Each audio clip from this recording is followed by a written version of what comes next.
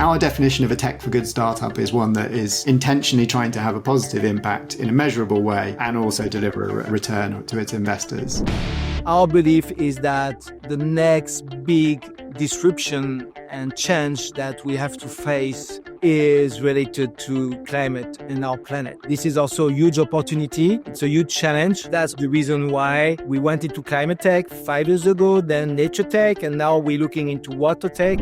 We collect 150 million ESG data points, and we combine that with all financial information that we get. And so we have the AI platform that forecasts 30,000 equity prices every day based on all of this information coming together. We don't have human judgment in the process. We have a data-driven approach. Every score that we build is purely data-driven. We believe that impactful tech businesses will be the most valuable businesses of the future. The companies at the top of the stock market in 10, 15 years' time will be the ones that can really demonstrate they have a positive impact. And somebody's got to help start those. And that's where we come in. Over 83% of you that listen to or watch this show regularly haven't yet subscribed to this show. So could I ask you for a favor before we start today? If you like the show and if you like what we do here and you want to support us, the free and simple way that you can do just that is by hitting the subscribe button or following us on your podcast app. It helps this channel more than you know. Thank you and enjoy this episode.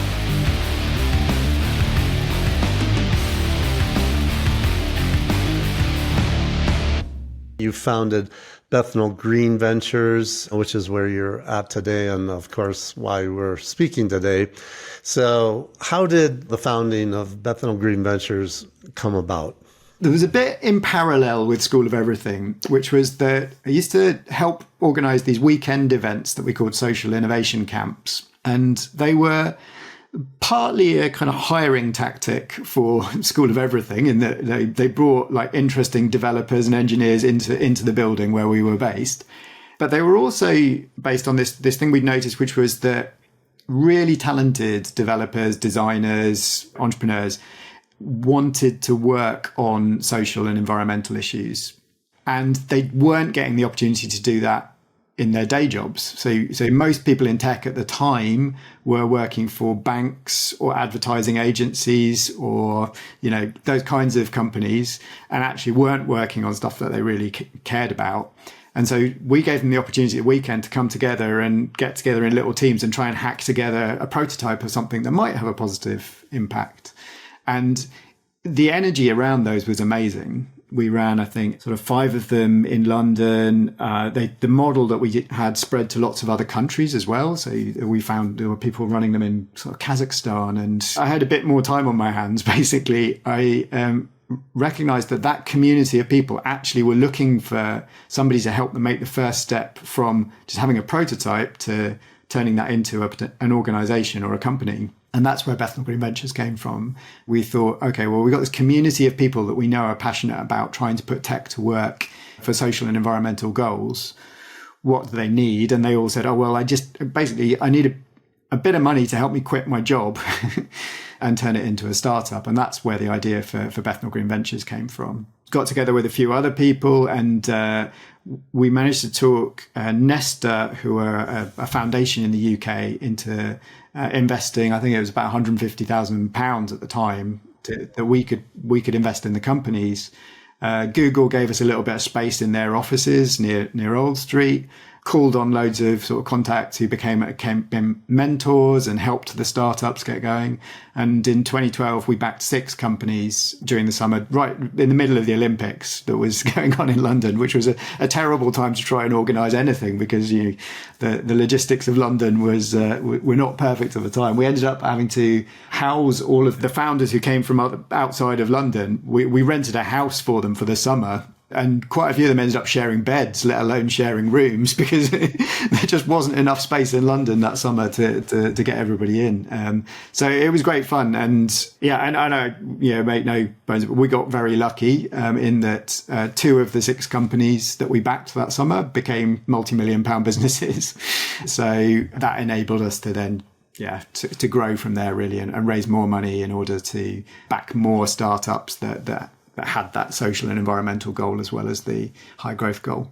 You founded Bethnal Green Ventures with an impact angle to your strategy at a time when this was highly unusual for venture capital to do this sort of thing. What did you see then that led you to build a firm to invest in it? It was partly the talent of the founders. There were some genuinely brilliant people coming to us and saying, I don't know where else to go, because the mainstream VC world thought that what they were trying to do was charity. They thought it was that it's charities that have social impact. And they were literally getting turned down saying, I think you should start this as a charity. But then on the other side, the charity world was saying, we can't fund businesses.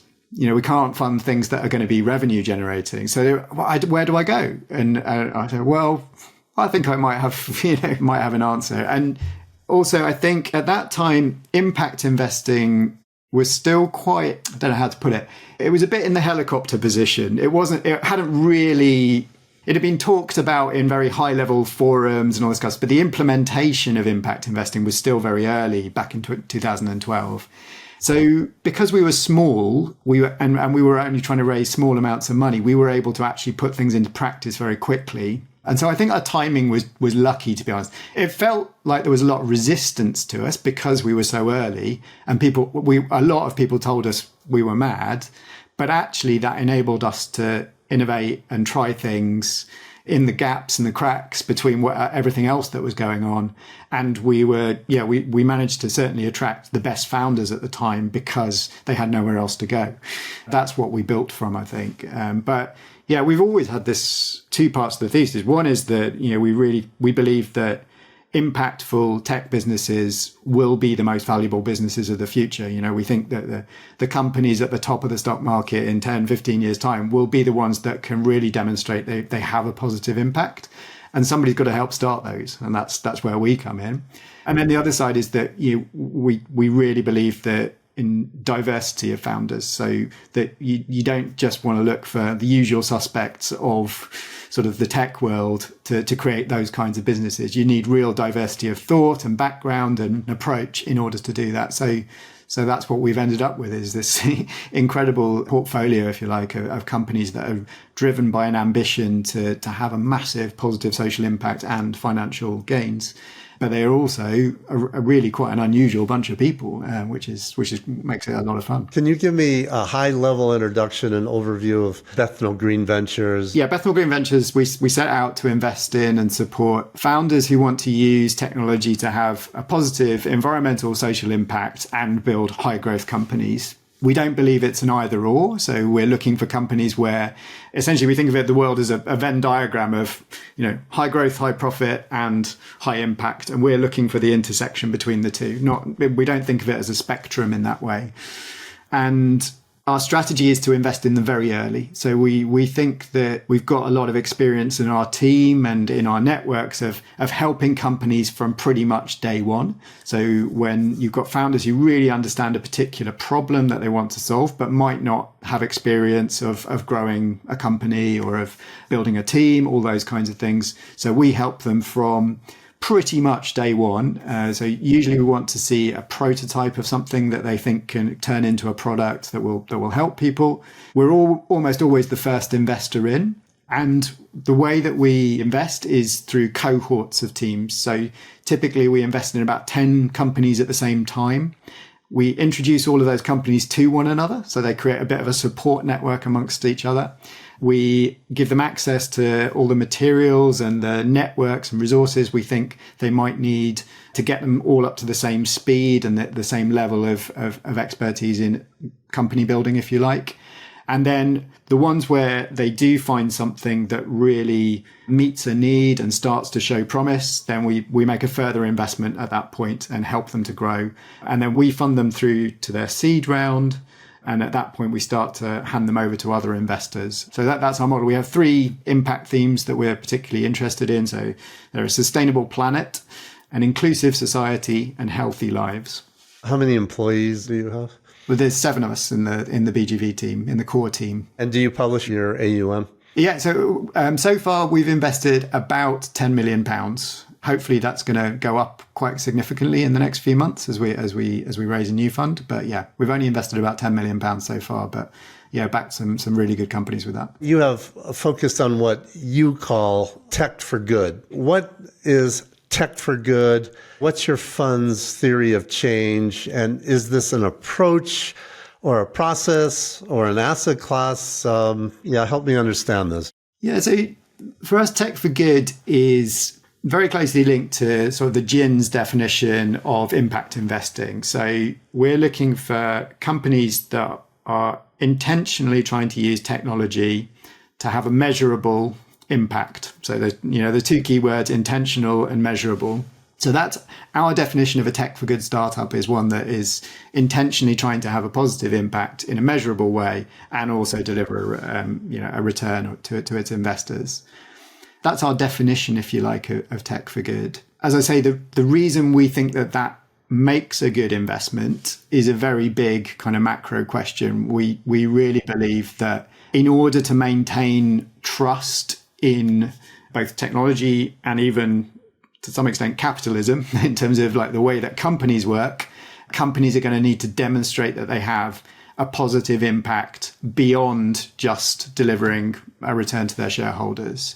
And so we believe that the big companies of the future will be the ones that do both, the ones that show both a positive return and a positive impact. And we don't really believe, looking at the stock markets of today, that the current incumbents of those markets are going to be the ones that deliver that. We think it's going to be new companies that come up from, maybe some of them will be acquired and merge and so on with other companies, but we think that there is a huge growth potential for companies that are founded at the moment to become the big companies of the future, provided that they can demonstrate that impact and obviously that financial success as well. And that's what we're trying to find. That's what we're trying to get in on those early, because it's incredibly risky. Most of them will fail. But we think that if we can build a large enough portfolio, so if we can diversify ourselves enough, then a handful of them will become those big companies of the future. And that's basically the thesis behind BGV. What's your theory of change? The theory of change is that by providing capital to motivated founders, motivated and I guess like capable founders, that we can essentially change the idea of what a tech startup is. That's really what we're trying to do. So we're trying to make it incredibly desirable and positive attribute of startups that they should have a positive and measurable impact as well. And we stand to benefit obviously from that if we're the investors in them. But we're also fine with loads of other people doing it as well. If a lot of other investors start to do tech for good investing as well, that's also very positive in terms of our theory of change. We're trying to change the whole of the early stage tech market.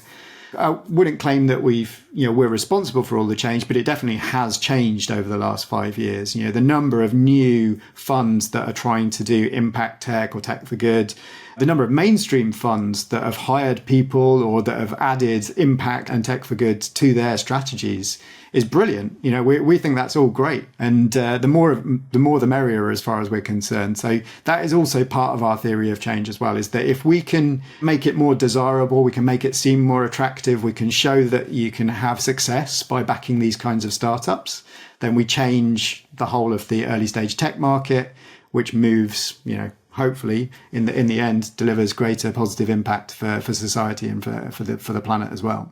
How should I think about tech for good? Is it a sector, or is it an approach, or is it more about the founder's intentions? I think it's an approach. I think we would describe tech for good as an approach. It's very entwined with the founders because it's the set of questions you ask yourself when you're creating a business, which is automatically incumbent on the founders.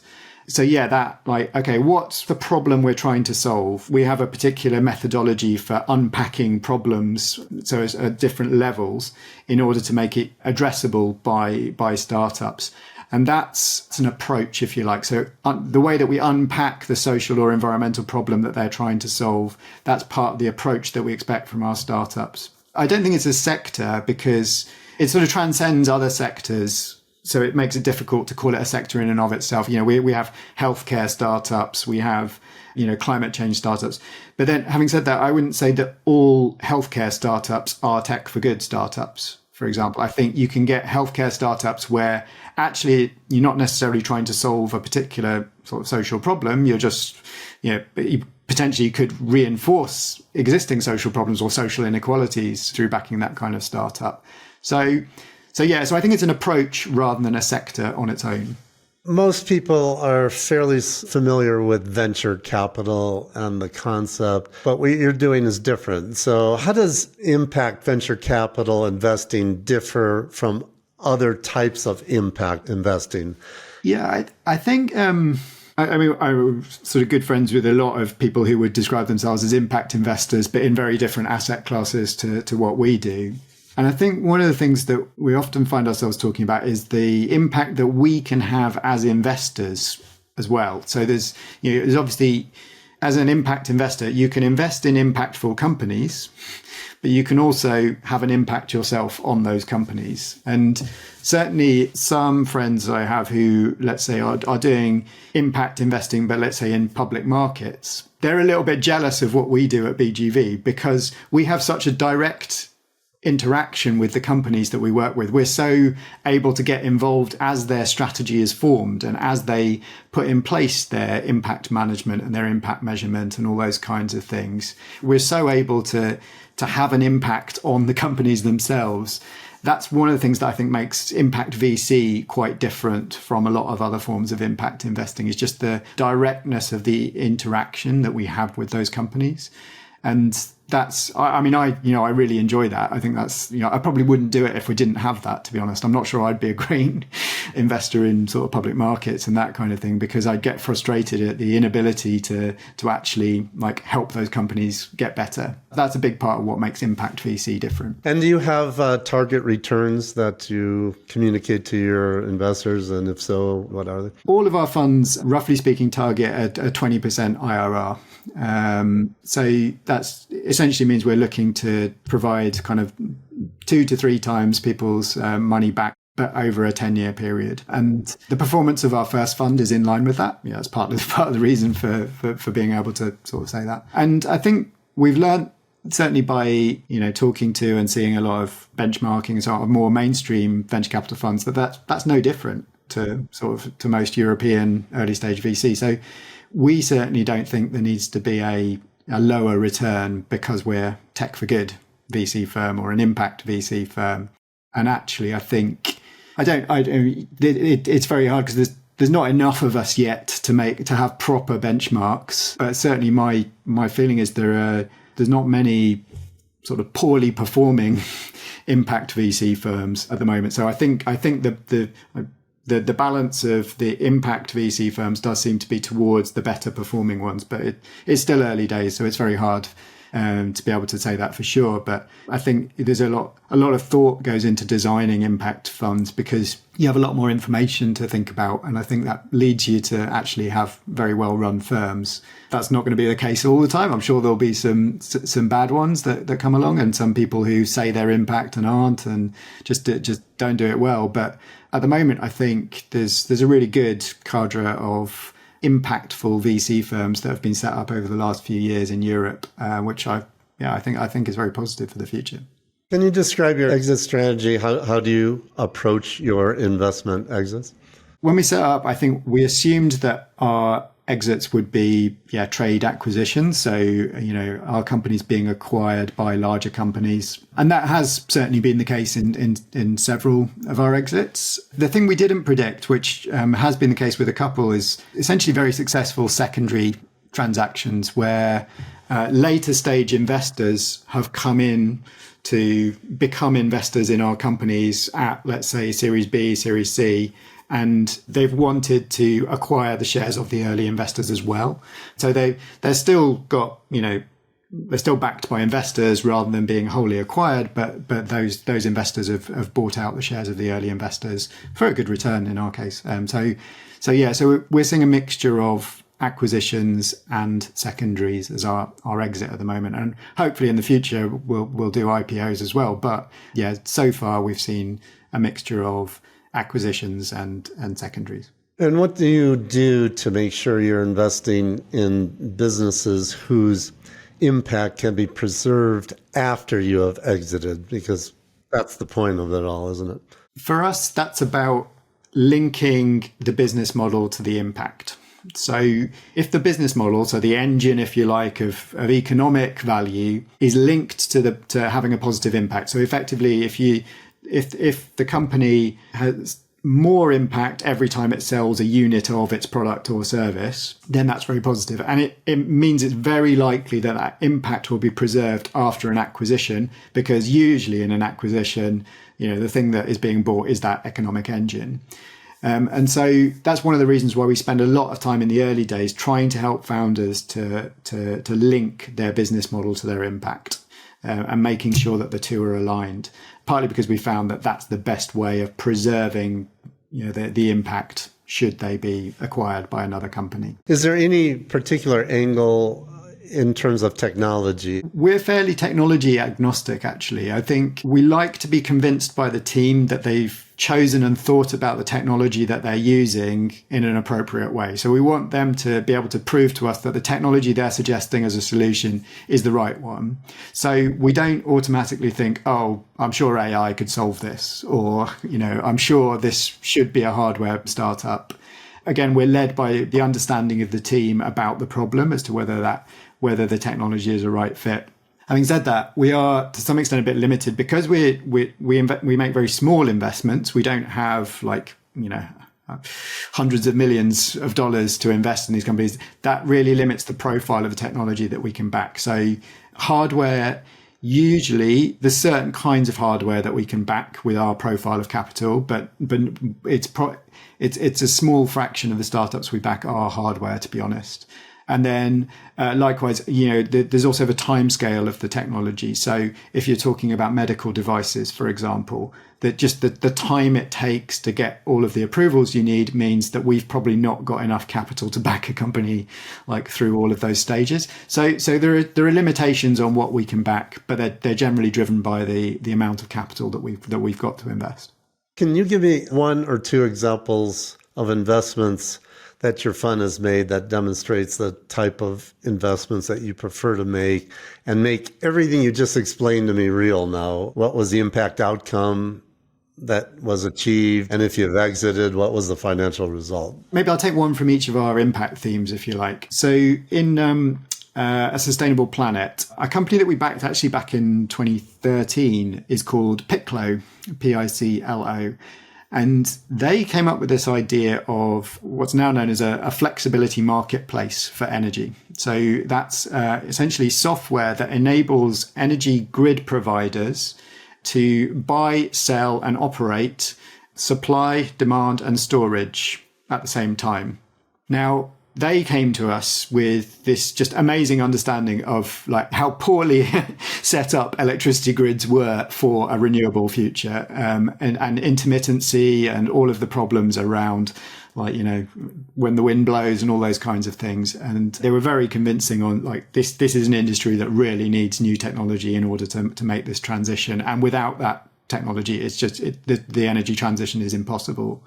I think one of the things that we learned through backing them was that actually it takes a long time to convince the industry of that as well. There was the first investment I think we'd made that was deep in the energy industry. And part of what that team has had to do is actually almost like a sort of lobbying and kind of government affairs type approach to changing the industry, so as they got the urgency of the solution. Now that has worked. So we're nearly 10 years on, and now they are the primary supplier of flexibility services, flexibility marketplaces in the UK. They've just opened up in Italy. They're just opening up in the US. They've just got their first customer in New York State.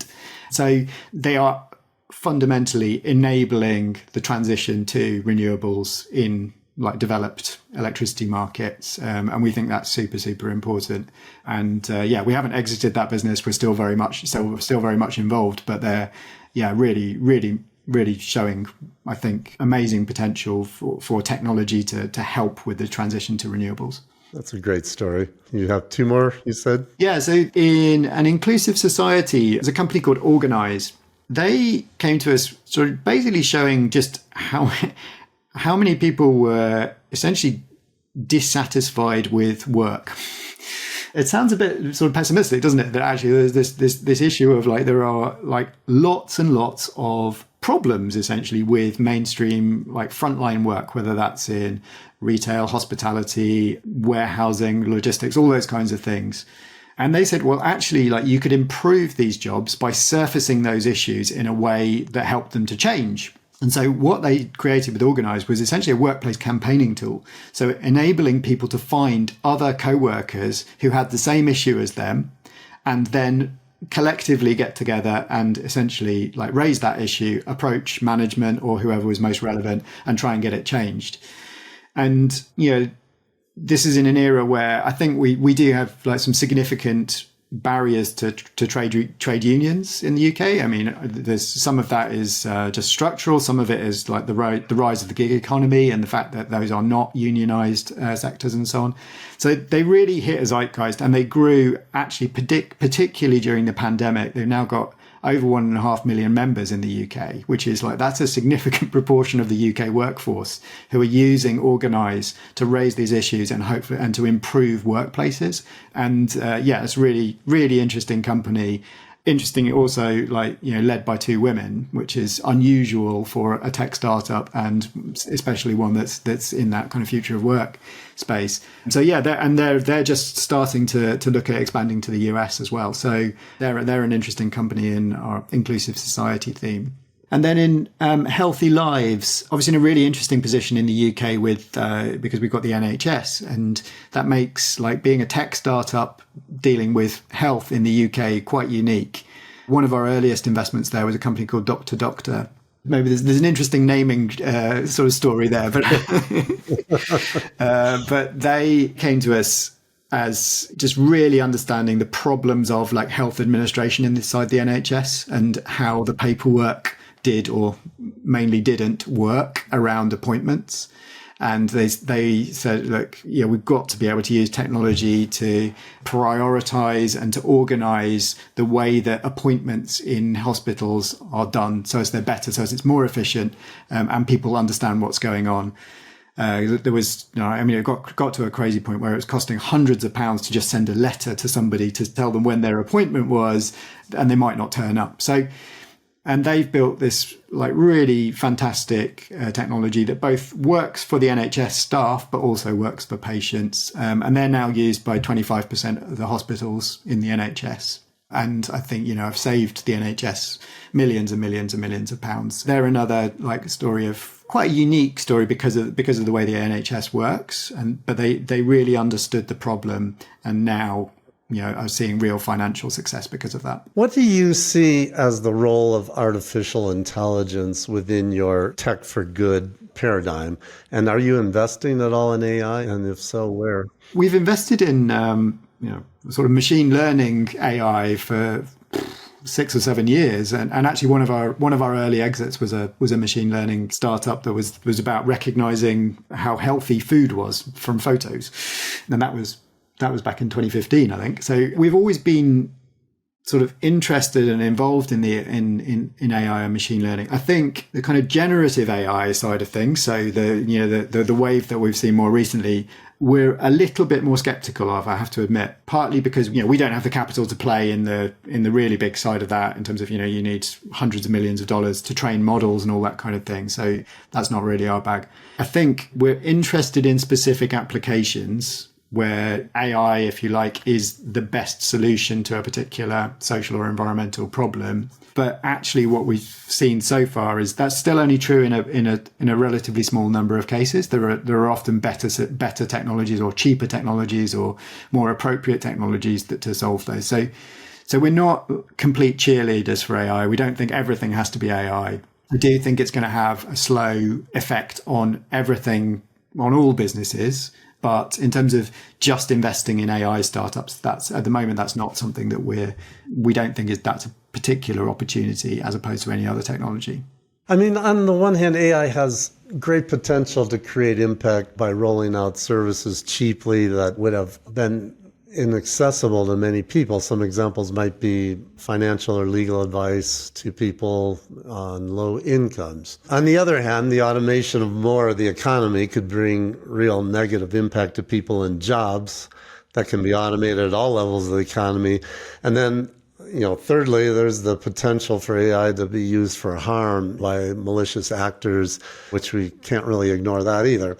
But do you have a framework for thinking about how AI can be used for positive impact, but in a way that minimizes these type of impact risks? Yeah, so actually, I perhaps should have talked about that in our sort of impact management side. So one of the things that we try to equip all of our ventures with as well is ways of thinking about unintended consequences. With all of our startups, we take them through an exercise quite early on, which is to help them think about what are the potential negative implications of what they're doing as well. So it's not just about measuring the positive, but regularly revisiting what could be the negative implications of the technology of the product or service that we're creating.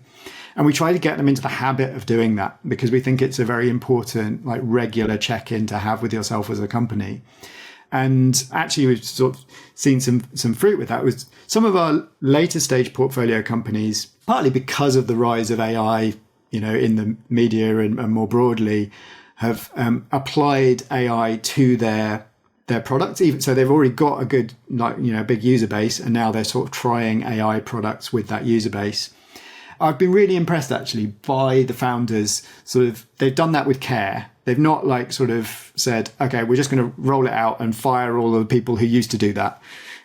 That just hasn't happened. We've seen people genuinely think through the implications of that, and in some cases, they've taken it further than in others. But I think the thought process and the thinking about what's the impact of that, I've been really impressed by the founders who are slightly later stage in our portfolio and the way that they've done that. When it comes to the kind of cataclysmic implications of AI, I'm personally not a big believer that those are sort of emergency, immediate, we're all doomed tomorrow situations. That I spend a lot of time with technology. I've got a lot of friends who work in the sort of cutting edge of AI in big companies and startups. There's a great piece by the sci-fi novel Ted Chiang, who wrote Arrival, the sci-fi novel. He sort of says, just whenever you hear artificial intelligence, replace that with the phrase applied statistics, because that's really what's going on. It's much more simple than the language would let on. And there are ways of dealing with the outcomes of mathematical equations that you can put them in context, all those kinds of things. So I think there is a real gradual threat of the impact of AI on things like labor markets, on what we spend our time doing, all those kinds of things. But I'm not a big believer that we're sort of in the cataclysmic next week version of AI doom. So I personally don't worry too much about those implications of us, being involved in AI. So let me ask you, Silicon Valley's obviously been a huge driver of global technological change. You focus on the European tech ecosystem. So what does Europe have that Silicon Valley doesn't?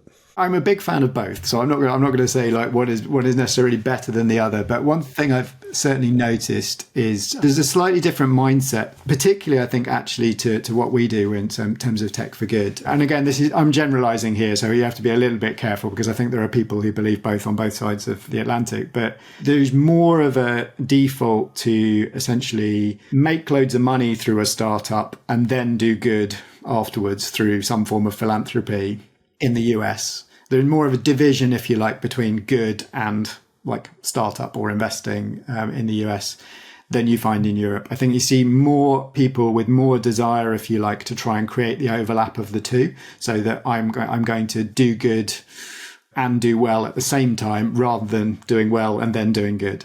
That mindset, again, it's a rash generalization, but I think when you look at the two different ecosystems, there is a bit of difference. So I think in some ways it's easier to do what we do in Europe than it would be in Silicon Valley. Having said that, I'm sure there are great impact investing firms in Silicon Valley, but I think that mindset-wise, it is slightly easier to do what we do in Europe. Are there any sectors or themes that you're particularly optimistic about over the coming years? I think we've got to a stage with investing in health where there is like real appetite for innovation now. Just having watched that for the last 10 years, when we first started investing, there was basically outright resistance from like the NHS and the players in the healthcare system. That changed, I think, partly in the run up to the pandemic, and then the pandemic probably changed it forever as people started to just have to reach for new innovations to try and solve problems very quickly. So although there are all kinds of problems and barriers there, I'm pretty optimistic actually about that the technology will have a very positive impact on healthcare systems, particularly in Europe. So yeah, that's an area that I'm super optimistic about.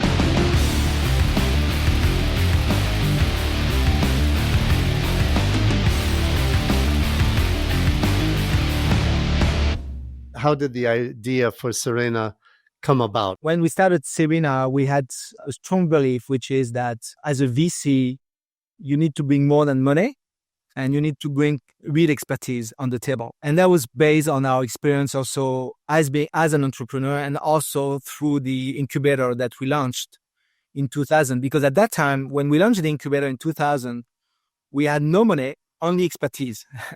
And so we thought, with Serena, we could do both. We could provide money, and 90 million euro was quite a large fund at that time for early stage investment. But on the top of that, we're also going to provide operating expertise. We're going to be at the board, we're going to be active, and we're going to leverage our expertise to work with the founders and the C-levels and help them in their execution. That was our belief when we started Serena. Maybe you can start at the beginning with the mission and the investing focus. When we started Serena, the idea for us, for the three of us, was to set up the fund we wish we would have when we were entrepreneurs. And so we said this has to be a fund managed by entrepreneurs and for entrepreneurs. Something we always say to people joining Serena is that entrepreneurs are not working for VCs. It's the other way around. VCs are working for entrepreneurs. And when you say that, then it creates a lot of things that you can do, and in terms of how you support your portfolio companies, how you help them, what role you play when you're at the board, and so on. So that was really our conviction when we started Serena, and really we tried to build on this conviction. We also sooner than later decided to explicit our mission, which was quite new for a VC, because usually VC, they don't have mission. I mean, the only mission is kind of extreme, but usually the mission is to generate returns on investment fund and generate returns again and performance. We thought it was not enough. As if as a company you said my mission is to be profitable and generate EBITDA. I mean, it's not a mission; it's a result if you're doing well your job. And so we thought we had to explicit our mission. And so our mission at Serena is to support innovative entrepreneurs in the service of a better world. And that was really important. What's important for us is the word support and innovative and ambitious entrepreneurs, and also serve a better world. And that's really where we started to frame our investment strategy to better align with our mission. What's your AUM? Today, we raise close to 1 billion euro from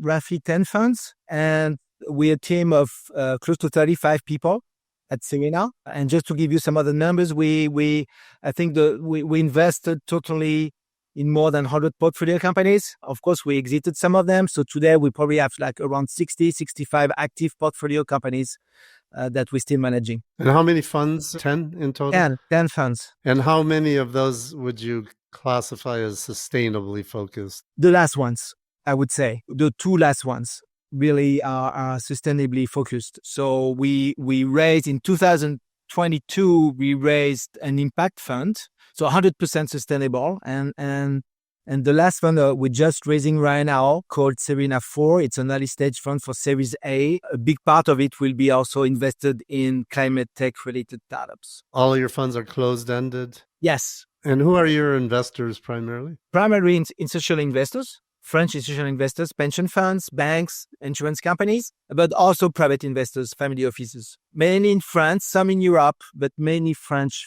investors. Your first 8 funds were really pure tech and software investments, tech-based, and then you relatively recently started to focus specifically on sustainability-focused funds. Yeah, in fact, we started to make sustainable investments before that because we've been doing investments, for example, in climate since 2019. But at that time, we were doing these investments from a tech fund. You're right. The difference now is with the last 2 funds is we set up a real investment strategy based on sustainable investment. And we also decided for the impact fund, it's SFDR 9 fund, which means it's going to invest 100% of the fund is going to be invested in sustainable companies. What we define as sustainable, I could explain that to you later. And the other fund that we're raising right now, we invest minimum of 50% in sustainable investments also. If I've done my homework right, I think originally some of your initial investments were in SaaS or software as a service. And then more recently, you're now investing specifically in climate and nature tech. So how did your investment thesis at Serena evolve over these years and eventually move from, let's say, SaaS at the beginning into climate and nature tech? What was the impetus behind that? For 2 main reasons. The first one is related to our mission. We wanted to be better aligned with our mission. As I told you, our mission is to support innovative and ambitious entrepreneurs to serve a better world. So really try to understand what it means, a better world. And we realize that to do that, we need to be able to measure some kind of positive impact. And we need to understand also what it means in terms of sustainable investment. So that's the number 1 reason why we increased our investment into impact-related startups and climate tech-related startups. And the second reason is because of the business opportunity. Our job at Serena is to invest in new paradigms. I mean, big transformational changes. That's the role of a VC, in fact. And our belief is that the next big disruption and change that we have to face is related to climate and our planet. This is also a huge opportunity. It's a huge challenge, and we really want to focus on that. That's also the reason why we went into climate tech 5 years ago, then nature tech, and now we're looking into water tech, water-related investments, because we believe that where we need to play if we want to have a positive impact on the world and the society. Explain Serena's theory of change and the problem or the problems that you're specifically aiming to solve. The problem that we're trying to solve now, it's a huge problem and it's related to our planet. And it's much bigger problem than climate. In fact, we started investing in climate, we made investments, but then we realized climate is just one aspect of the problem. And in fact, if we really want to preserve our planet and our Earth system, we have to look into a more holistic and systematic approach. What I mean by that is if you only look at the climate impact, but you're not trying to calculate what would be the impact on biodiversity, then you might make wrong decisions. And it's the same for water. And in fact, what is very interesting is you're probably familiar with the 9 planetary boundaries. And I think it's all about that. It's all about the fact that everything is intertwined, interrelated. And I think for me, that's the biggest change that we have to face if we want to be successful, which is how you set up an investment framework where you're going to be able to measure your impact not only on climate, not only on biodiversity, but on all these planetary boundaries, making sure that you have a positive impact. At least you know when you have a negative impact, you can measure it, but being able to know what's the impact of your business on all these natural processes. For me, that's the challenge. You are clearly passionate about biodiversity and the preservation of nature.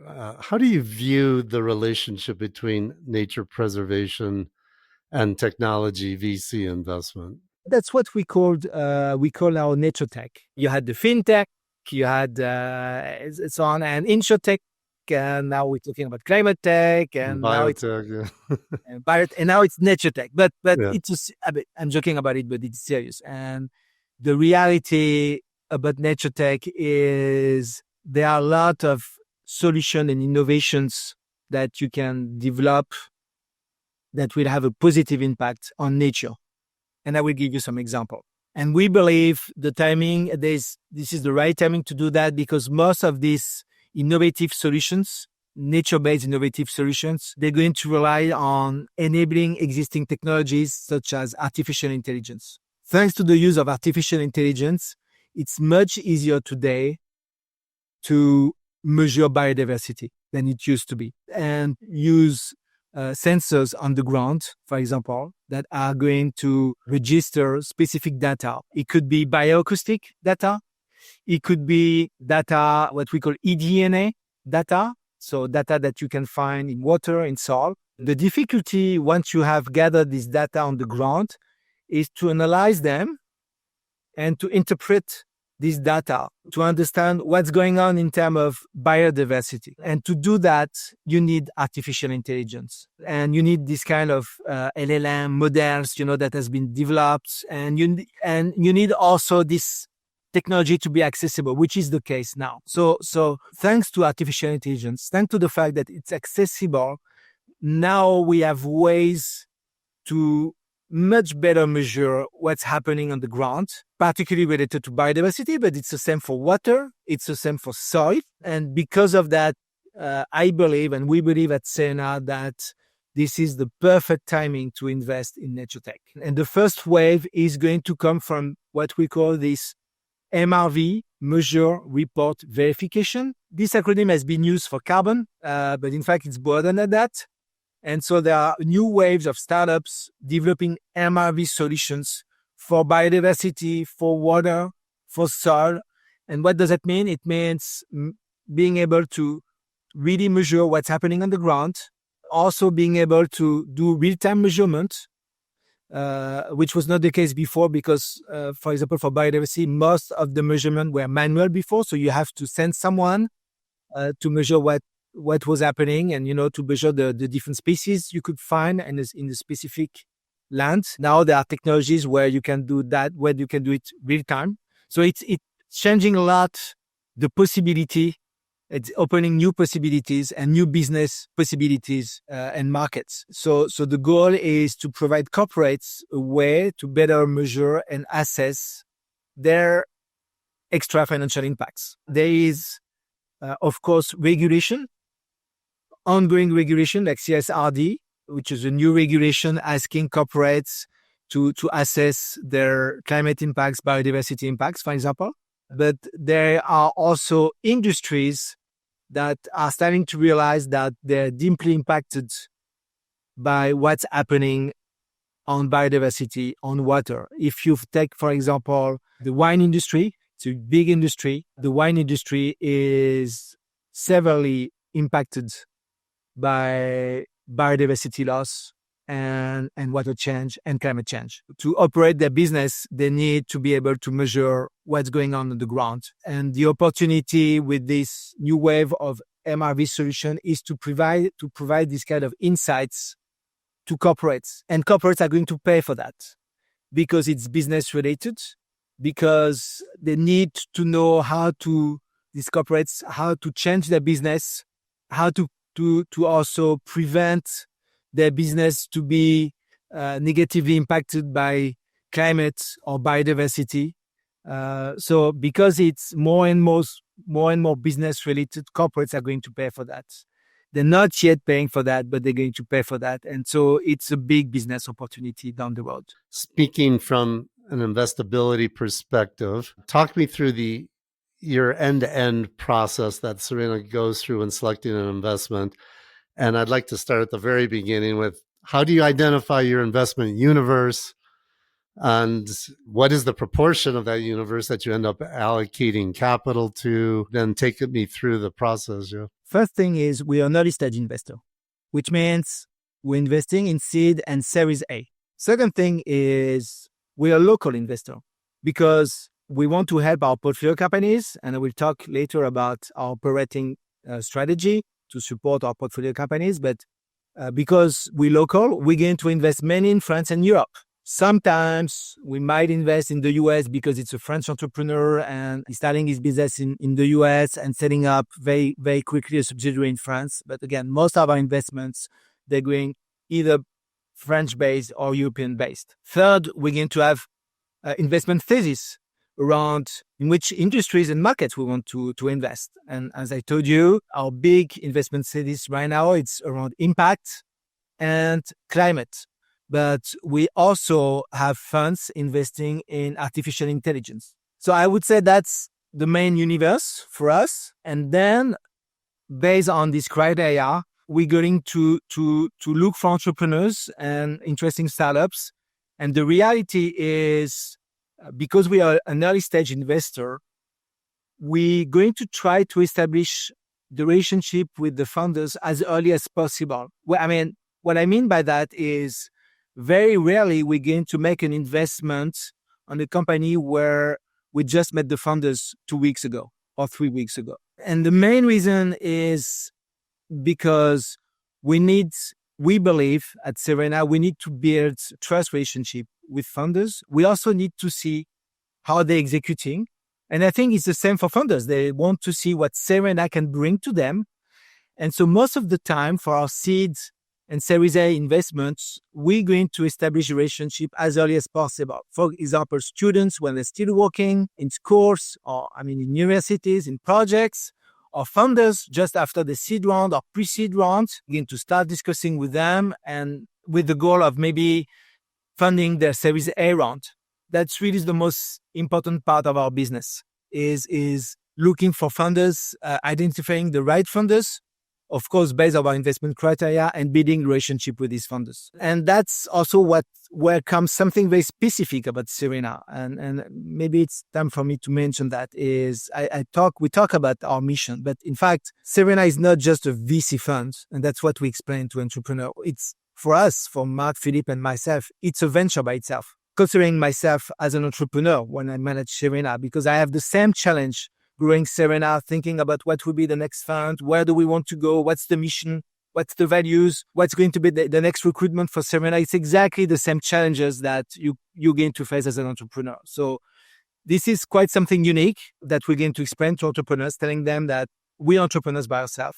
And the second thing, which is unique about Serena, is the support we're going to bring to the entrepreneurs. It's part of our DNA. As I told you, when we started Serena in 2008, we said to ourselves, we want to build the VC that we wish we would have as an entrepreneur. Bringing us expertise, helping us, developing business, and also helping in when situations are getting worse. It's like when you're getting married, it's really, your wife is going really to need you when she's going to feel bad or something like that. And it's the same with entrepreneurs. And we know that starting a business, it's not going to be, people think it's always skyrocketing like that, it's always going fine. But it's not the reality. The reality is it's tough for entrepreneurs. There are wins and failures. And Serena, we want to be there all the time. And so to do that, at the beginning, we were leveraging our own expertise as entrepreneurs. So we were sitting at the board and trying to better understand the business. But we realized very quickly that we had to set up a specific dedicated operating team and framework. And we've been investing on that for now 8 years, developing this operating framework to bring the best possible support to our portfolio companies. This is important because we're going to leverage this operating support as early as possible when we build the relationship with funders. For example, even though the funder is not part of our portfolio companies, is looking to recruit a talent, we're going to help him. We're going to push talents to him. He's looking for business connections. We're going to bring in business connections even before we make investments. And that's how we build relationship with the founders. You build this network of potential founders and people who are coming into the pipeline. How do you build your pipeline then of projects? Again, using our CRM. So we have a pipeline and with different stages. from initial assessment up to final investment committee, and we review the pipeline every week, and we assess also between us if this opportunity moves from one stage to another. If also we need to put more resources to accelerate our due diligence process, because again, it's a competitive environment. Winning a deal is competitive, and so at the point of time, we also sometimes need to bring additional resources to make sure that we can finalize our due diligence sooner than later. Probably the first VC to finalize the due diligence, and the first VC to put a term sheet on the table. That's the ideal setup for us. You have a thorough sustainability assessment that you conduct pre-investing to make sure that the founding team's values align with Serena's values. So can you talk through this sustainability assessment process and how you conduct it, starting from pre-investment analysis? What are the key criteria that you look for, and how do you do that? First, coming back to this impact fund, maybe we explain our investment strategy. So we're going to invest in four priorities. The first one is related to physical activity and sport. The second one is related to how to improve daily lifestyle. The third priority is protecting the environment and protecting the health. And the fourth priority is about education. So we have 4 priorities within this impact fund. When we launched the fund, this impact fund, we knew that we were not an expert in impact investment. I mean, we were good in VC investment, tech investment, but we were not an expert in impact investment. And so the decision we made at that time, back in 2021, was to partner with another organization called Make Sense. And Make Sense, it's they're based in France, in Paris. They have this expertise. I mean, they've been into impact and social entrepreneurship for a couple of years, and they developed their own methodology to measure impact. And so today, when we make an investment out of this impact fund, we rely on this specific methodology that we call impact. And I will tell you why it's called impact, because there are 6 areas of impact. The first one is intensity of the need, I for intensity of the need, which means what are the problems that we're trying to solve, for which population, what is the urgency, so what is the intensity of the need? That's number 1 criteria. The second one is M for market. So what's the market we're going to address? What's the additionality that we're going to bring compared to other solutions? You know that for impact, additionality is very important. The third one, the P, is for the proof of the impact model. So the question we're going to ask ourselves is, can we demonstrate that there is already some measurable, tangible effects that we can measure? The first one is A for accessibility. Is this solution accessible or not? Because of course we want to address a large market. We want to be sure that it's potentially accessible for a wide audience. The fifth one is coherence. This is an important one, which means that we want to check that the funders, they're also aligning their values with what they want to achieve. And they're aligning also their organization, their corporate governance with the purpose of their company. What is the C for? Coherence. Coherence, sorry. Sorry, I'm not pronouncing it. Okay, got it. And the last one is T for totality of the impact. Can you give me an example or two of real investments that you've made, from identifying the team to assessing their suitability to making the investment and the impact, so that people listening can understand what you're actually doing and how you're achieving, especially these extra financial results? But we want to also understand that you're getting the financial results as well. Yes, I have a good example for you. It's a company called Accenta, ACCENTA. They're operating in the construction industry. Their purpose is to provide green energy for the construction industry, leveraging artificial intelligence and geothermal solutions. So to store the heat or to store the cold in the soil. And so they have developed an end-to-end solution to equip buildings and to help these facility owners to really decarbonize their energy consumption. And so we made the investment in 2019, sorry. What was interesting is coming back to my point. We knew the entrepreneur. It's a repeat entrepreneur. We did not back his previous venture, but we knew him. He was working at that time on a new project at École Polytechnique. And remember, École Polytechnique is the engineering school where I went. And so he was incubated in École Polytechnique in his project with two other founders. And that's how we got the connection through École Polytechnique and through the fact that we knew him. And we thought that the market that he wanted to address was a huge opportunity. And that's the reason why we decided to do the seed investment back in 2019. We exited the company last year, so we made a very good financial returns. But more important than that, what's interesting with Axanta and coming back to the impact that we can measure is they co-developed something called climate dividends. And as a result, we exited the company, so we did some financial returns, but we also received some extra financial returns in the form of climate dividends. One climate dividend is equal to 1 ton of avoided CO2. It's an initiative developed also by startups and other corporates on the French market to really try to standardize this extra financial performance and also be able to provide traceability on the calculation of these dividends. And so in the example of Serena, we received cash when we sold the company, and we received climate dividends because the company was able to demonstrate that there had a positive CO2 impact in 2022 and 2023 based on their business and their achievements. These climate dividends aren't something that you can trade in the market. It's just that our climate's better. Two things we can do with that. The first thing is we can distribute this climate dividend to our investors, LPs. And so they're happy because they can demonstrate also that when they make an investment in Serena, of course, they're getting some financial performance there, but they're also getting some kind of extra financial performance, which is measurable with these climate dividends. And that's the purpose of these climate dividends. It's an intangible asset that you can distribute all along the value chain. And you're right, the second thing that we could do down the road, it's not the case yet, is probably at the point of time, it's like carbon credit. Maybe there would be some kind of value attached to that. Is it like the carbon credit markets where there's some tradable?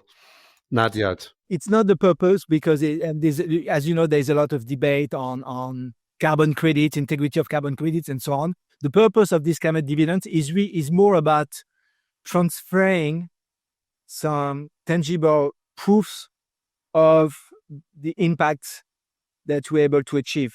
So the portfolio company can transfer this dividend to the fund, and the fund can transfer this dividend to its limited partners, to its LPs. When you exited this company, how did you exit? It was an acquisition from an industrial and private investor. What was the returns you got on that? You mean in terms of financial, the return on investment? Ultimately, we're going to do a multiple which is going to be between 5x and 7x on our investment. Is that what you target across all your funds, or do your funds vary in the financial return? The reality in the VC industry, and the same in the impact VC industry, is it's quite widespread. So you're going to have companies returning less than 1x on one side, and on the other side, you can have companies returning more than 10x. And probably for our impact fund, it's going to be different because, again, we're not only measuring financial returns, and we're not looking for the same kind of returns also for our investors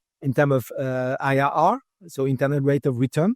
But for a traditional VC fund, usually most of the returns are going to come from the home runs. You do not look for the same level of IRR for the impact fund than you do your other. Is it lower? It's lower because we're providing extra financial performance. So the investor is ready to accept a lower performance because, again, we have this extra financial business plan that we want to achieve and that we're going to share with our investor. And that's why it's important. This kind of dividends, climate dividends initiative is at a point of time we will be able also to put a real tangible value to this extra financial performance. It's not the case yet. And I think that's one of the biggest challenge for the impact VC industry, is to come up at the end with some kind of performance related scheme or KPI that will speak to investors. Financial return is easy. It's an IRR, internal rate of return. It's very much standardized. They have benchmarks, investors. They know how to benchmark you. But extra financial performance is complicated. It's not standardized yet. I think it's a huge opportunity. Definitely for Serena, we working on that. We have to be part of that. So what is your target return for your non-impact funds in terms of IRR? And what is your target for the impact fund? Yes, for non-impact fund, we're going to look for 20% minimum IRR. And for impact fund, we're going to look for 10%. There are a lot of impact investors who maintain you don't have to sacrifice return when you're achieving impact. In fact, they would argue that if you're really investing for impact, you should also be achieving competitive returns or overachieving. Now, of course, we also believe that. But on the other side, I think it's not always feasible to have the same, to be very good in financial performance and be very good in extra financial performance. Sometimes you have some arbitrage to be made. And so we, as an impact fund, we want to have the possibility to make arbitrage in our investment decisions. That's the reason why we're not saying to our investors that we will achieve 20% net IRR. We want to be honest with them, and we told them that, of course, if we can do better than 10%, we'll do better than 10%, that's for sure. But we also want to be sure that we're going to achieve our non-financial performance. And remember, half of our carried is related to the non-financial performance. So this is a strong alignment of interest. And in fact, the investors of our impact funds, they're very much aligned to that. So they're willing to accept a reduced financial performance in order to achieve in parallel the impact. Exactly. And I think my vision is that in a couple of years from now, VCs are going to be benchmarked on financial IRR, and they're going to be benchmarked on extra financial, whatever we call it. Let's call it extra financial IRR. So it does not exist yet. But my assumption, my hope is that it's going to exist in the next 5 years.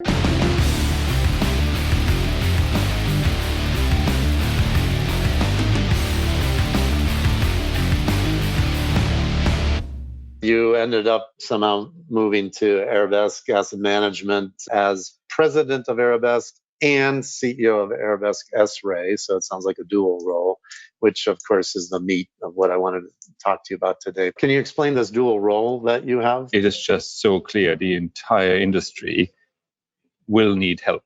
And really Arabesque for me was an interesting platform between ESG, sustainability data and technology to essentially enable the industry. The way I think we want to position Arabesque is be the sustainability engineers behind the industry. Arabesque was originally founded as an asset manager, but then fairly quickly realized that if you want to be a leading sustainability asset manager, you need to have two things. You need better data. That's when this business Arabesque S-Ray was created, focused on ESG data.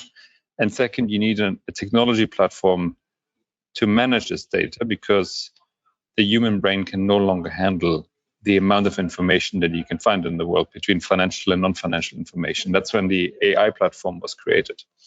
And so the one role that I have is to lead the data business, because obviously the data business will be a huge component of any sustainability transformation. But then second, which we mean that with the president of the group, is really help pull together the bigger narrative of how we are, I think, as a group, help reshape the financial system. Hopefully positive way. You're running the data business, but you're also on the asset management side. I'm sort of president of the group, whatever you call it. I think it's a bit of a deputy CEO to help pull together the bigger narrative. Because if we as Arabesque are successful, then I think we are successful as a group that mainstreams sustainable finance. And we can do this with investment solutions, with data solutions, with technology solutions. And essentially my president role is to make sure we have one narrative, one face to the market, we tell one investor story. Maybe you can give me a high-level overview of Arabesque, maybe describe the main businesses, because you've got a few, what your mission is at the 10,000 meter level right now, to frame everything else that we'll discuss. Very, very clear. Our mission is to mainstream sustainable finance. And we do this, I think we have three businesses. We have an investment management business, an asset management business where we produce funds, create funds, anything from ESG funds to very specific climate pathway funds. The second is we have Arabesque S-Ray, which is a data business. So we provide ESG data and analytics. If you are an investor and you want to know your climate alignment, we provide that. If you are a big pension fund and you want to understand your exposure to human rights risks, we provide that information. And the third one is an AI platform, which is a platform that allows you to customize investment strategies. So you want to say, I want to invest in global equities, but I want to exclude certain things. I want to overemphasize companies that are 1.5 degree aligned. And the AI platform calculates a strategy for you, but also runs it on a daily basis. Those are the three platforms that we provide. So investment products, data, and a technology solution to make sustainable investing something that is ready for the mainstream. What might be helpful is that the asset management business was created in 2013. The data business is 2 years old, and the AI platform is 1 year old. That gives you a bit of a sense where we are on that journey. The data business had a big Series A 1.5 years ago with people like Allianz coming in, DWS coming in, Accenture coming in. And the AI business is the most recent with a Series A with DWS as an anchor investor. So these two are smaller piece of the overall business, primarily because of the length of time. Age. Right? Of age. Yeah. But certainly are the ones that are growing faster because data and technology is really, I think, now the fuel for the industry. On your asset management side, how many funds do you have? So we run a number of, obviously, so special mandates, SMAs for individual investors. And then we have 3-4 larger funds. One just launched, 3 in the market. But I think we do a lot more work for individual institutional mandates. Am I right in thinking that originally the firm started out as a Sharia compliant investor? It had an element of it, but it was really started out as a responsible investor. And Sharia compliant is actually a form of responsible investing. Faith-based investing has a strong element of responsible investing. But it's specifically not equities, no? It can be equities if you adjust the payment profile. But at this point, do you still have a Sharia compliant component, funds managed in that way, or has the firm moved on in that regard? Faith-based investing is an important part of our strategy. Actually, one of our board members is Caroline Wu, who was the CEO of the Catholic Relief Fund. And so we have other faith-based solutions, and we have Islamic finance solutions, because it actually is a very important element of how you think about exclusions. We do have Islamic products. If it started out that way, there was a pivot to more broad-based ESG at some point, or maybe this is all before your time. Maybe this is all before my time, but the firm, as I said, started in 2013. In 2013, very few people talked about ESG and sustainable investing. That clearly became now a much bigger topic, but the asset management business is really now much more of an enabler of the other businesses. I think the two interesting platforms is AI and the sustainability data business. The external investment came in. Those are separate companies as well. I think that's really the interesting. So if you think about the transition from an asset manager to essentially a fintech, that's a transition that we're going through. And that's a bit what I came in for to do as well. Can you explain in plain English what quantitative investing is and how that investment philosophy approach is different from other investment strategies? Well, I think the main thing is that we don't have a human bias in our sustainability decisions, right? So everything that we do is purely data-driven. We collect 150 million ESG data points, and we combine that with all financial information that we get. And so we have the AI platform that the team has built, forecasts 30,000 equity prices every day based on all of this information coming together. So we don't have human judgment in the process. We have a data-driven approach. Every score that we build is purely data-driven. And if you are a large company, if you want to understand your ESG score, you can double-click and you arrive at the raw data. If you are an investor and if you want to understand what drives your investment choices, there's an algorithm behind that combines financial and non-financial information into an investment solution. That's in the end what we think is the future of investing, because you went from active to passive. Now you go from passive to almost autonomous, right? Active is coming back. Do you believe that we're moving to a better place where computers can analyze millions of data points per second. Does identifying sustainability outperformers always lead to share price outperformance? I don't want to make it too complicated, but I think that there are two ways to think about ESG in investment decisions. One is you define outcomes, right? So you say, actually, I want to optimize my investment strategy for a certain outcome. And the outcome can be a financial outcome, but also can be a sustainability outcome. As an example, I want to build a portfolio that is aligned with net zero pathways. That is a fairly complex exercise, but essentially you build a portfolio of companies that have a pathway that gets you to net zero by 2050. There, you don't try to pick companies that will deliver better performance because of sustainability, but you pick companies that deliver a certain outcome. The other one is, in fact, you use ESG data to predict outperformance.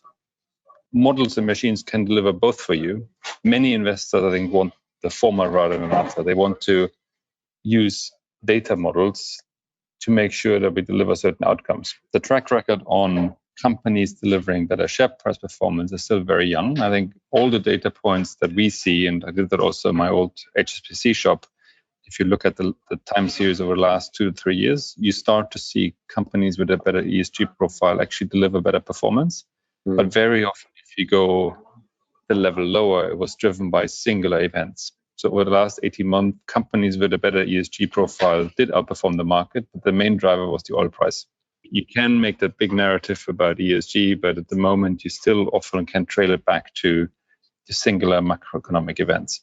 What's the backstory on the quant rules, right? The fundamental work of an equity investor is to analyze a company, you evaluate management, you evaluate sustainability. But in a quant fund, this is all done, I guess, automatically by a machine. But what's the research behind that? I guess you have to do regression analysis on what's driving share price performance.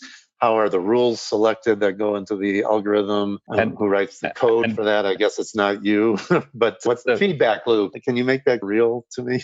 That's a really interesting bit here, right? Because essentially you move from quant to artificial intelligence. And what artificial intelligence does is it builds patterns, it recognizes patterns, and it learns all the time.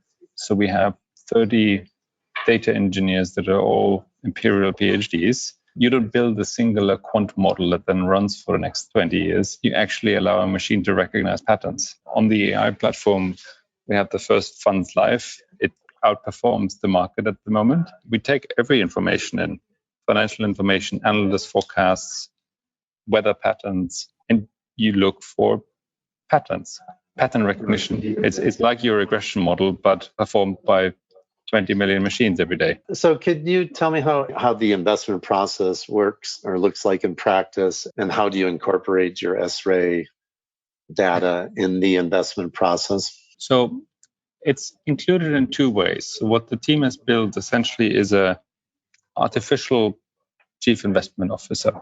We call it ACIO. And what it allows you in the first step is to customize your investment strategy. And you go through all the different steps. You want to do long only, long short. You want to do global equities. You want to do all the sectors. And you also in that process define what are your sustainability criteria that you're going after. And that's the first place where our data comes in. So you define the boundaries. You may have seen Morgan Stanley just bought Parametric for, I think, $7 billion, because it is very clear investors increasingly want customized investment strategies. So that's step 1. Step 2 is then where the artificial intelligence platform actually runs your strategy. And given that it's not managed by a portfolio manager, but by a machine, you can run as many strategies as you want to because it's definitely scalable. Mm-hmm. And that's where the machine forecasts 30,000 equity prices every day. And if you want to, gives you a daily signal how you change your capital allocation. And that's the second point where the S-ray data comes in, because sustainability information is just another data point. That is just another data point where you look for patterns. But it's not just sustainability data. Obviously, it's all fundamental data that you have in the market. So it not only establishes your universe, it also does your portfolio construction. Does your portfolio construction, and it aims to generate alpha by taking information into account in history you wouldn't. And for the human brain, it's quite hard to digest. You have different things like F score and G score, earnings, pressure, momentum. These are all parameters that customize your construction of the portfolio. Yeah, so the customization can be as simple as it should be for a less informed investor, and it can be as sophisticated as you want it to be if you're a very professional hedge fund manager. So it goes to all the fundamental risk metrics. You can define every parameter of your portfolio. We have a lot of sort of guys that used to be in hedge funds before and essentially applied the same methodology here. The engine essentially is the engine. The question is, how many customizable options do you give people? And it would be very different for a wealth management client who essentially wants to say, what are your sustainability beliefs, to a very sophisticated portfolio manager. At the moment, we have a few funds on the platform. One is with DWS, where we have a co-branded fund with DWS, which is the Arabesque DWS AI ESG fund. That obviously doesn't go into all of these details. It's a much more consumer-friendly fund. But if you're a very sophisticated portfolio manager, you can use the platform to define whatever you want. If you're providing this data feed and you sell the same data feed to third parties, my question is, how would your portfolio at Arabesque look any different from any other quant fund that's using S-Ray? It's two things. One is data is only data, right? So data needs to be interpreted. And I think that the first instance is you define what outcome you want. Right? With sustainability, there isn't a single interpretation of what is good sustainability and what is bad sustainability. You need to interpret which part do you want to emphasize. So a big part of the data that we provide is really used to screen your portfolio, do preference filters. That's where the Islamic element comes back in. You exclude certain activities that you don't want. And that's what data is used for. And the second one is obviously then what you feed into an algorithm. And it's as good as your algorithm is. It's as good as your machine learning programs are. And that's where I think the arms race will be for many of the technology firms. If this is so valuable, why would you sell it to third parties when you could use it and keep it proprietary in your asset management business? Is the idea that this would be more profitable to be a provider of this business than actually the asset management? So my view is, and I think our view is, that the financial services industry, as you know, is the most fragmented industry in the world. There are thousands of banks, thousands of insurance companies, thousands of asset managers, thousands of asset owners. Very few of them will be able to develop their own tools, data sources, data models. And so everybody will need help. And I think that is really where we want to go. We want to be the engineers behind the industry that helps others achieve sustainability outcomes. You also know that the entire industry is facing incredible cost pressures. So people will need to look at technology to replace essentially what often today people are doing. And therefore bringing better data and better technology in to solve a quite fundamental problem where you have to deliver on your commitments, you have to manage future risks, you have to comply with regulatory solutions. Everybody will need help. Would it be possible that you could describe a sample investment and how it was scored? How do you actually get from this idea, yes, we want to be sustainable and responsible, down to buying a stock? How do you select that? Somehow I'd like to maybe make it less like trying to pick up a fish, just as an example. Maybe we start on the more how you actually assess a company for sustainability, because I think that's the first important piece. And obviously, sustainability means many different things for different people. So we start with two data sources. We start with information that companies disclose. So we collect about 450 ESG data points on 7,000 listed companies in the world. That ranges from everything from your greenhouse gas emissions footprint to the number of women you have on the board. We then build that up into a data model that gives you scores, right? It gives you an ESG score. It gives you a global compact score. An ESG score is more to find out companies that do things well. A global compact score is more to identify companies that are exposed to certain risks, labor malpractices, human rights risks. We then have a product like a temperature score, where we combine all of that information with temperature models, where we take the IEA scenarios and essentially model which company is actually aligned with different pathways. And you can work out, is a company actually aligned with a 3-degree world, a 2.5 degree world, a 2 degree world, or a 1.5 degree world. And then we use that information to help investors essentially get transparency in their portfolio, but also construct portfolios. So we build indices for certain investors and say, if you want to build an index, a portfolio that is aligned with 1.5 degrees, what stocks do you pick?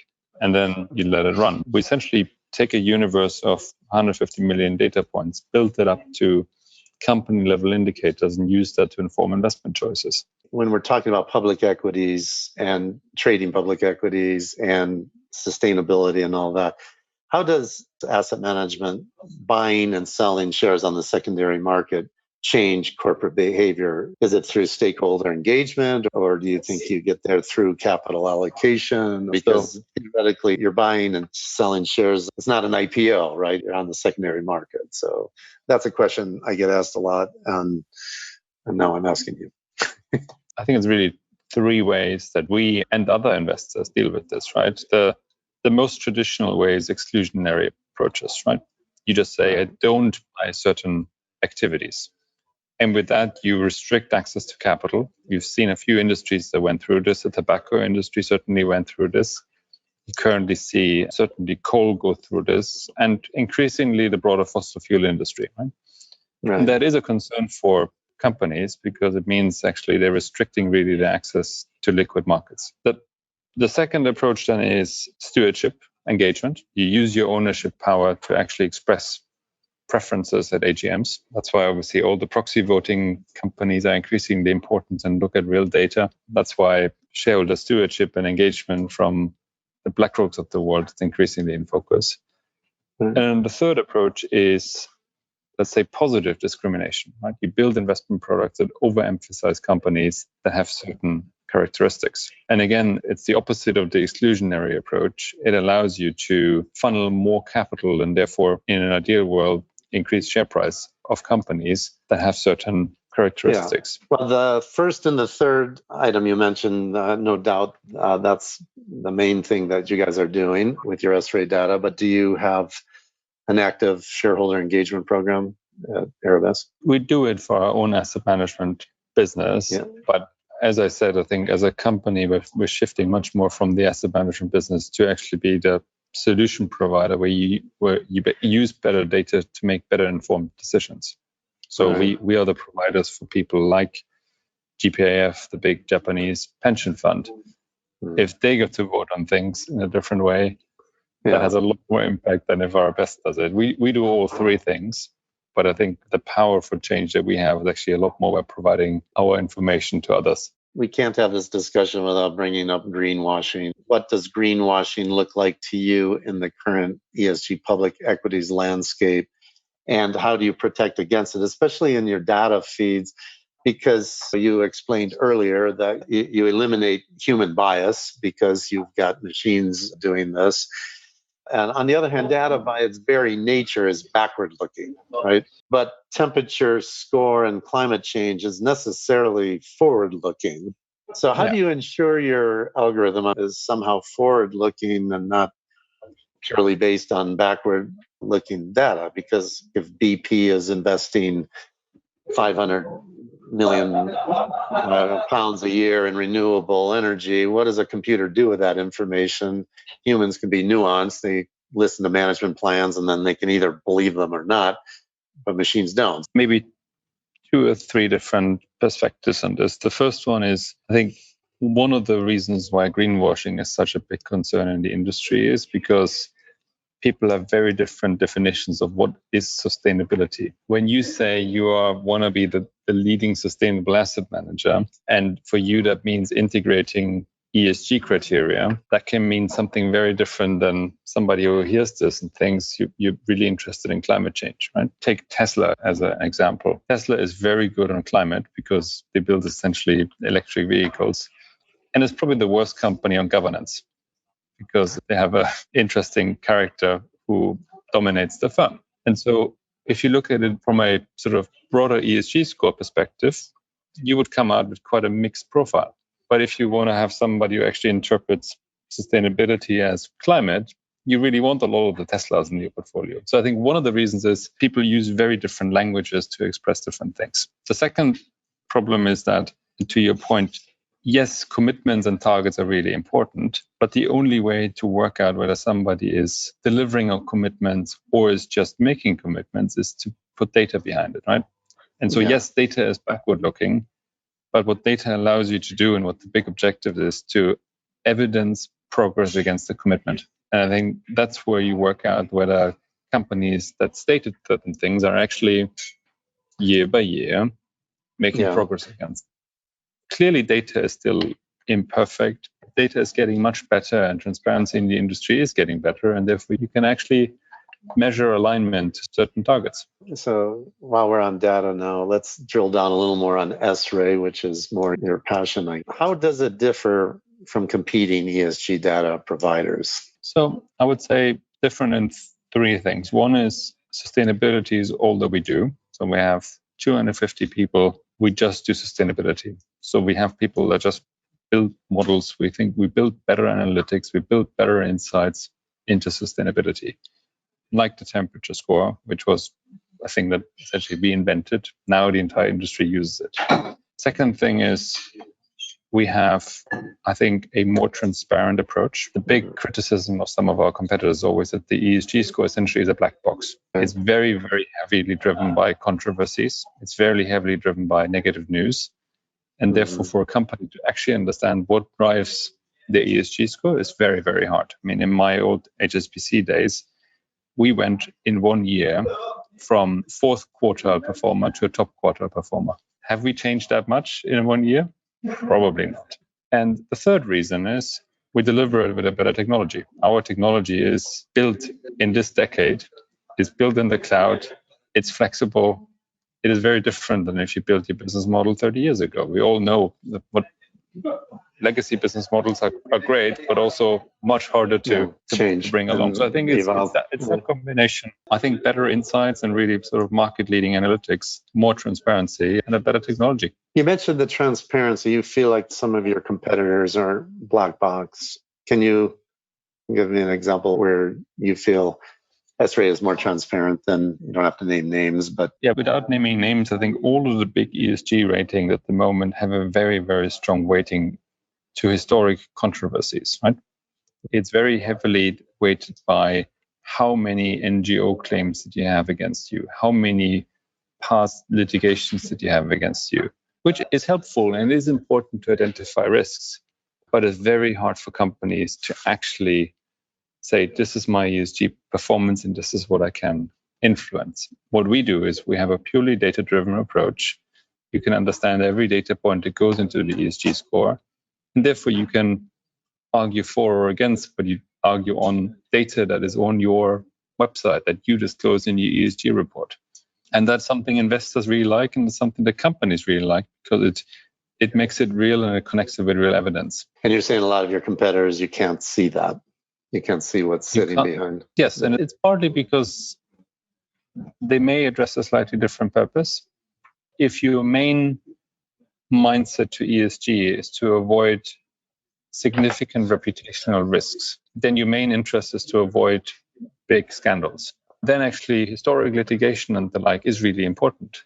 But if you want to use data to essentially pick companies that are future winners, pick companies that are delivering on certain promises, then you actually want to get into the real underlying indicators, KPIs, use that to create new financial products and the like.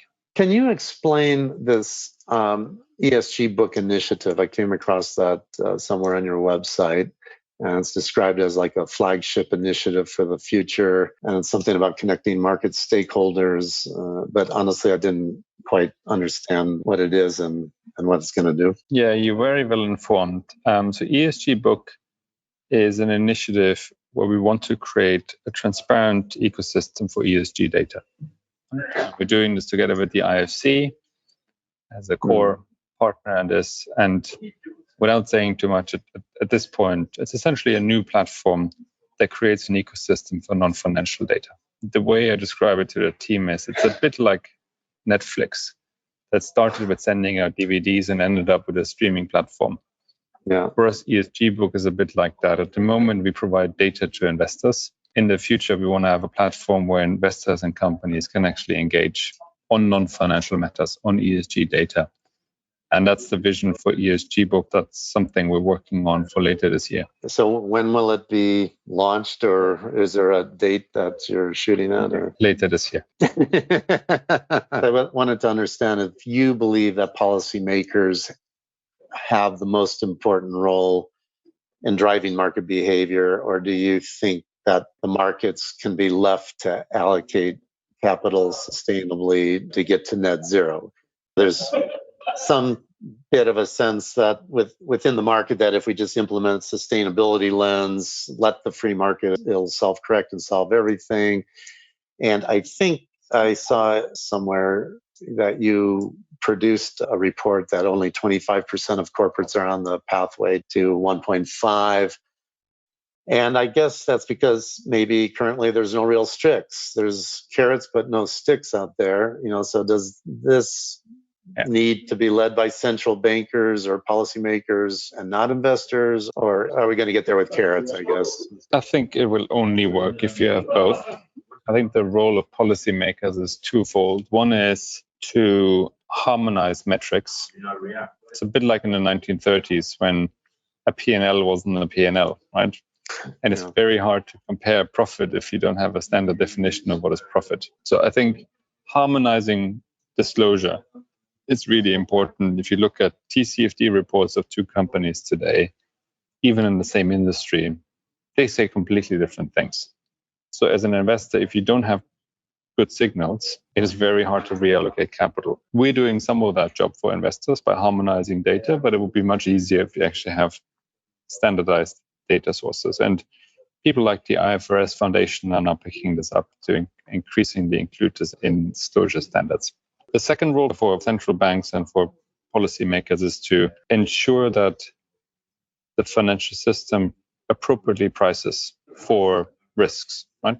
That's where Mark Carney's strategy of the horizon came in, where I think the Bank of England evidenced that essentially the financial system is mispricing future risks because it finds it hard to price risks that haven't occurred historically. And that's where now climate stress tests and the like come in. So it's not trying to make judgments of whether a financial actor is doing the right thing or not. It's trying to take a belief into something that he can actually run as a scenario, put into numbers.